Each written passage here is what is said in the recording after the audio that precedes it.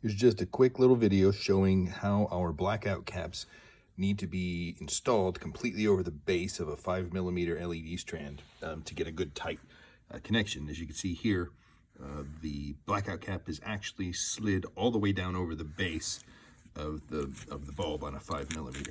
This is a 5mm strand. And these blackout caps were designed specifically for LED 5mm and M5 light strands. They also work with a lot of incandescent strings.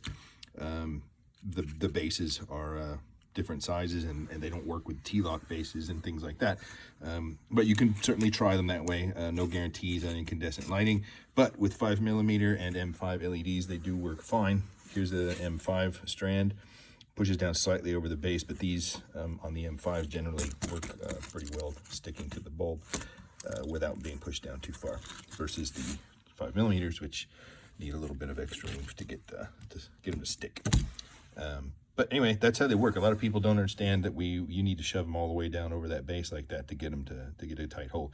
And if you run into a problem getting the cap on and it feels like you can't push it, you just stick a little pin or a needle, make a tiny hole in the top of the cap, and it'll release the air pressure inside and allow it to slip over the base.